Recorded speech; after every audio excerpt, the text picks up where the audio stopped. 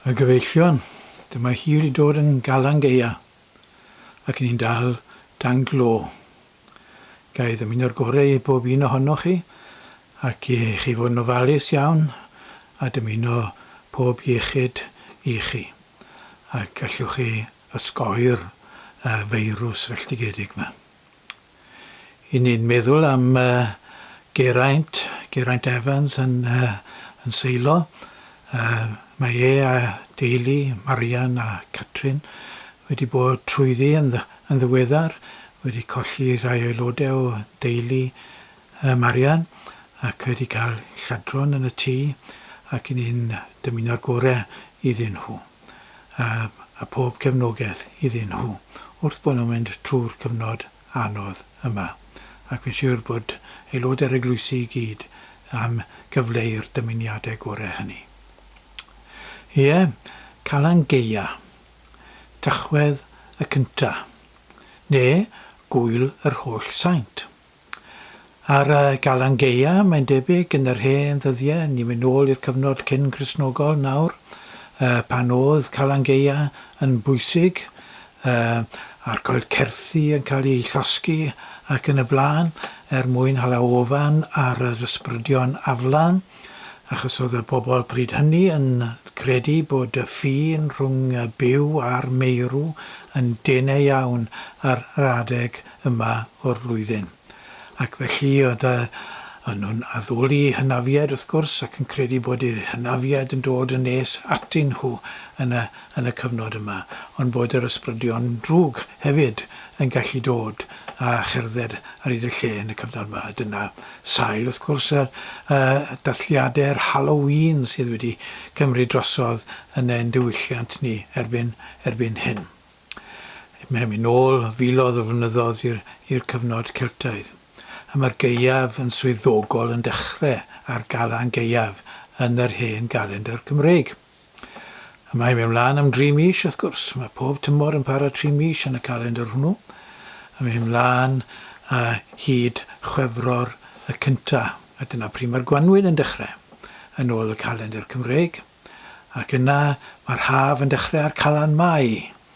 A'r Hydref yn dechrau ar Gwyl Lamas. Neu dechrau Awst, wrth gwrs. Dyna pam mae heol Awst yn Gyfyrddin a Lama Street yn golygu'r un peth mewn gwirionedd, ynddo fe. Felly mae'n adeg arbennig iawn o'r flwyddyn. Ac gan bod Paganiaid gynt yn dathlu ar y cyfnod yma, mae'r eglwys yn cymryd drosodd y dathliad, fel mae'n gwneud gyda gymaint o bethau yn cynnwys Nadolig, a'i Cristnogeiddio nhw. Ac yn hytrach na mynd ar ôl yr hynafiad ac addoli'r hynafiad yn y ffordd yr oedd ein cyn-deidiau ni yn gwneud, mae cofio am y bobl a fi yn cefnogi'r eglwys ac yn cyflawni gwaith yr eglwys yn digwydd. A Gwyl yr holl saint yw hi nawr. Edrych yn ôl ar y gorffennol. Edrych yn ôl i gael ysbrydoliaeth o'r gorffennol.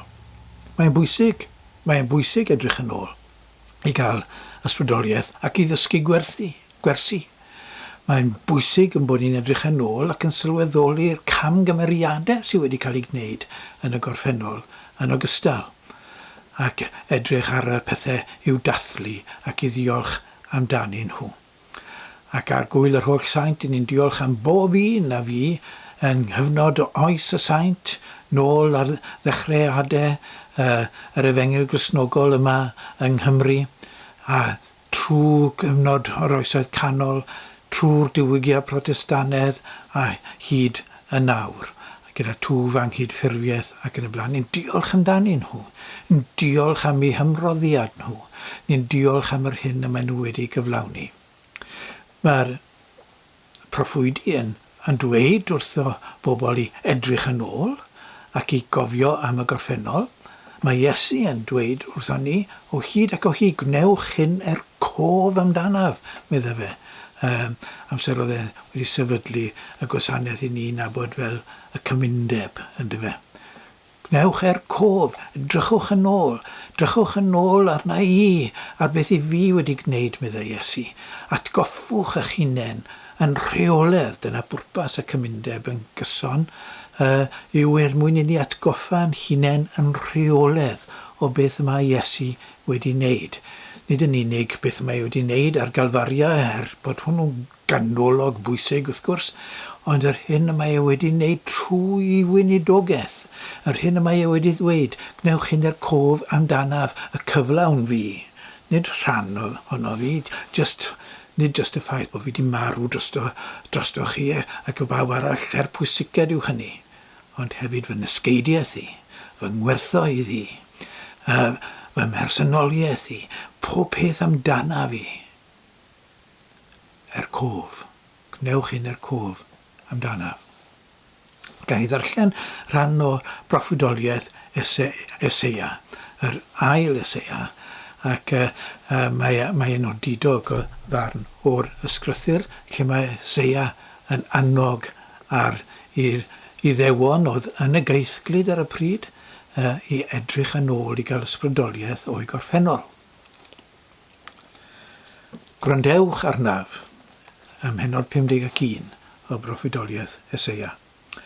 Gwrandewch arnaf, chi sy'n dilyn cyfiawnder, sy'n ceisio'r arglwydd. Edrychwch ar y graig eich naddwyd ohoni, ac ar y chwarel lle eich cloddiwyd. Edrychwch at Abraham, eich tad, ac at Sara, a'ch dygodd i'r byd. Un nad oedd pan elwais ef, ond fe bendithiais a'i amlhau. Bydd yr arglwydd yn cysuro Seion, yn cysuro I holl fannau anghyfanedd. Bydd yn gwneud I hanialwch yn Eden, a'i diffeithwch yn ardd yr arglwydd. Cei roi mewn lawenydd a gorfoledd, emyn diolch a sain can. Gwrandewch arnaf, chi sy'n adnabod cyfiawnder, rhai sydd am cyfraith yn eu calon, pidwch ag ofni gwaradwydd pobl, nac arswydo rhag I gwatwar, oherwydd bydd y prif yn ei hysu fel dillledyn, a'r gwifyn yn ei bwyta fel gwlân, ond bydd fy muddugoliaeth yn parhau byth, am iachawdwriaeth I bob cenhedlaeth. Mae chi ddarn godidog o lenyddiaeth I ddechrau, ynddo fe? A darn godidog o ysgrythyr a'r neges bwysig iawn yn yr ysgrythyr. Mi roedd yr Iddewon pan oedd Eseia yn sgrifennu neu'n proffwydo hwn, oedd yr Iddewon yng nghanol anobeth, fel I ni nawr yng nghanol anobeth bron wrth feddwl am y clo yma, falle bydd yn gorfod cael ei ailadrodd eto, ddechrau'r flwyddyn, ac yn y blaen. Ac yn nhw mewn cyfnod llawer gwaith wrth gwrs oherwydd yn nhw wedi bod trwy brofiad o weld I prif ddinas a'r deml yn cael ei chwalu gan y gelynion a pobl ffrinau a chyfeillion yn cael ei lladd wrth y degau ac wrth y cannoedd. O'n nhw'n mynd trwy gyfnod dychrynllyd o anodd. Ac mae'r ail Eseia, fe sgrifennodd o benod 40 hyd 55 yn ôl fel ni'n gallu casglu, yn sgrifennu yng nghanol y geithglyd. Eseia cynta wedi sgrifennu cyn y geithglyd ac yn rhybuddio yr Iddewon am yr hyn allai ddigwydd iddyn nhw. Yr ail Eseia yng nghanol y geithglyd yn rhoi cysur iddyn nhw yng nghanol I gofidiau ac yn rhoi gobeith iddyn nhw ac yn rhoi ysbrydoliaeth iddyn nhw gyda'r addewidion fod Duw yn mynd I wneud rhywbeth. Mae rhywbeth mawr yn mynd I ddigwydd. Cysurwch fy mhobol, medd eich Duw yw'r dechrau y darn arbennig yma. Ac yn y fan hon, mae e'n dweud wrth yr Iddewon sydd yn y geithglyd, edrychwch i'r gorffennol I gael ysbrydoliaeth. Mae e hefyd yn gweud, edrychwch i'r dyfodol, I fwriadau Duw, beth mae e'n bwriadu gwneud. Ac mae wedi ni yn mynd ati i gael yr ysbrydoliaeth o'r gorffennol a'r ysbrydoliaeth o'r dyfodol a cael pobl i weithredu yn y presennol. Gael yr Iddewon i godi ac i fod yn barod i fynd nôl i'w gwlad. Edrychwch ar Abraham, medde fe. Abraham sy'n cael ei ystyried, wrth gwrs, fel sylfaenydd y genedl Iddewig, reit ar y dechrau yn deg. Edrychwch nôl i'r dechreuadau yn deg. Beth nath Abraham? Be nath Abraham y daith chi mynd i wneud nawr? Fe aeth Abraham o Babylonia, o ddinas Ur, o ddim Babylonia, wrth gwrs, yn y cyfnod hwnnw, ac fe nath daith ar hyd yr afon lan i Haran ac yna draw i Canaan. Fe nath daith honno. Dyna'r daith i chi mynd i wneud, y dychweliad o Babylon i Jerusalem ac i Judea. Edrychwch arno fe, ac edrychwch fel y nath oherwydd i ffydd a'i gred un y doedd, ac oedd Duw yn addo iddo fe a fynta'n hen ddyn, a Sara i wraig yn hen wraig, y ddau ohonyn nhw, mae yn derbyn y neges i fod mynd i fod yn sylfaenydd i genedl, a bod ei ddisgynyddion yn mynd i fod yn y miloedd ar filoedd ar miliynau. Ac mae yn credu hynny. Bod popeth yn ei erbyn ei gredu hynny, ond mae fe yn credu hynny. Mae yn dilyn cyfarwyddiadau Duw.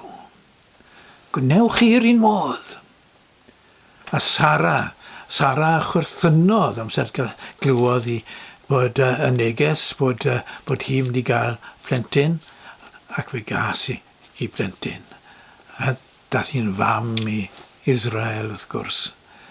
A hithau yr un modd yn ymddiried yn niw. Dyna wnaethon nhw. Gwnewch chi yr un peth. Edrychwch nôl i'ch gorffennol a gweld y patrwm yma o bobl sy'n ymddiried yn niw, yn gwneud pethau mawr ac yn cyflawni pethau mawr, a cyflawni pethau pwysig iawn. Credwch yn niw a gweithredwch ar y gred honno. Rhowch eich ymddiriedeth yn niw a gweithredwch ar yr ymddiriedeth honno. Dyna yma Eseia yn annog i bobl yr Iddewon sydd yn nghanol Babylon i wneud. Ac yna mae am iddyn nhw edrych ymlaen hefyd. Edrychwch ymlaen, medde fe. Bydd yr arglwydd, beth mae'r arglwydd yn bwriadu gwneud yn y dyfodol. Bydd yr arglwydd yn cysuro Seion, yn cysuro ei holl fannau anghyfanedd, ar ôl i'r Babyloniaid i chwalu Jerusalem, Seion. Mae'r cyfan yn anghyfanedd. Ond mae Duw yn mynd i arwain i bobl i wneud pethau mawr unwaith eto. Bydd yn gwneud i hanialwch yn Eden. Yn cyfuno'r dyfodol a'r gorffennol fan hyn, wrth gwrs. Eden yw'r lle baradwysaidd. Ac os dyna yw bwriad Duw, mynd â bobl mewn i drefau newydd. Mae'r un patrwm i ni fel Cristnogion, wrth gwrs, bwriad Duw yw achub y byd. Bwriad Duw i ddod â trefn newydd i fodolaeth. Trefn Edenaidd i fodolaeth. Felly mae digonedd i bawb, a pawb yn mwynhau'r digonedd hynny. Dyna yw bwriad Duw, dyna yw ei drefennau, dyna beth mae'n arwen i tuag ato. Y dyfodol. Cewch ysbrydoliaeth o fwriadau Duw. A gweithredwch yn y presennol. Ysbrydoliaeth o'r gorffennol, ysbrydoliaeth o'r dyfodol, gweithredu yn y presennol, ar sail yr ysbrydoliaeth hynny. Dyna beth sydd eisiau ni wneud yn ogystal. Edrych nôl, dysgu o'r gorffennol, gweld beth ddigwyddodd. Edrych ymlaen, bwriadau Duw, yr hyn y mae am ei gyflawni, yr hyn y mae am ei wneud. Mae am achub y byd. Mae am achub y ddynoliaeth. Mae am ein hachub chi a fi, fel unigolion. Mae am i ni i ddod yn rhan o'r broses achubol honno. Mae e'n galw arno ni i fod yn rhan o'r gwaith hwnnw, o ddwyn y drefen newydd i fodolaeth.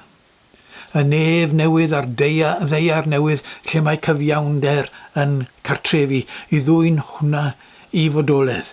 A dyna beth yma Eseia yn pwysleisio hefyd. Gwrandewch arnaf chi sy'n dilyn cyfiawnder, sy'n ceisio'r arglwydd. Yr un peth yw e. Mae'n arfer gan yr Iddewon yn ei barddoniaeth ac yn y blaen i ail-ddweud rhyw ddatganiad mewn ffordd arall. Yr un peth mae'n cael ei ddweud yn y cymalau hyn, ceisio'r arglwydd a hefyd dilyn cyfiawnder. Y rhai sy'n dilyn cyfiawnder sydd yn ceisio Duw. Y rhai sy'n ceisio Duw, maen nhw'n dilyn cyfiawnder. Os na yw eglwys yn gweithredu dros cyfiawnder, os nag i ni'n cyhoeddi cyfiawnder, beth yw ystyr cyfiawnder? Cyfiawnder yw'r hyn sy'n iawn i'r cyfan, yn iawn i bawb. Nid yr hyn sy'n iawn i ychydig, detholedig, ond i'r cwbl oll. Dyna cyfiawnder. Yr hyn sy'n ceisio cyfiawnder, Duw sydd yn nabod trefn cyfiawnder. Ceisio Duw i chi. A mae eisiau ni weid nawr wrth y bobl yn ein byd ni heddi sydd yn brwydro am gyfiawnder. Brwydro am drefen Duw chi'n gwneud. Ac os ydych chi'n ceisio Duw, os ydych chi'n gweud eich bod chi am fod yn rhan o drefen Duw ac am a bod yn dduwiol a dilyn Duw yn Iesu, yna mae rhaid chi geisio cyfiawnder. Achos na beth mae Duw yma. Na beth yw Duw. Yr un peth yw e. Ac i ni, mae Duw yn galw arno ni i fod yn rhan o'r drefn sydd yn dwyn cyfiawnder i'r byd. Yn rhan o'r drefn sydd yn sicrhau cyfiawnder. Os nag i ni fel unigolion sydd yn honi'n bod ni'n ddisgyblion i Iesu ac yn perthyn i gymdeithas o bobl sydd am weithredu ffordd Iesu. Os nag i ni'n sefyll dros cyfiawnder ac yn hyrwyddo cyfiawnder, nid eglwys Crist mae honno ni. Ffordd Duw yw ffordd cyfiawnder. Mae'r pwysles yma yn llyfr Eseia. Mae'r pwysles wrth gwrs yn Iesu. Mae e'n ei amlygu fe yn ei fywyd e. Hyn yw'r ffordd. Y dewis i ni yw bod yn rhan o'r broses tuag at gyfiawnder cyflawn. Tuag at nef newydd a deiar newydd. Neu beidio. A troi cefn arno. Dyna'r dewis sydd gan bob un ohono ni wrth ein bod ni yn ystyried y dyfodol. Gan i roi'n gofal i'r arglwydd. Diolch i ti o Dduw am dy efengil, yr efengil a gyflwynwyd yn Iesu. Yr efengil sy'n pwysleisio ffordd cyfiawnder a ffordd tangnefedd. Gad i ni i dilyn a dilyn Iesu. Yn enw Iesu. Amen.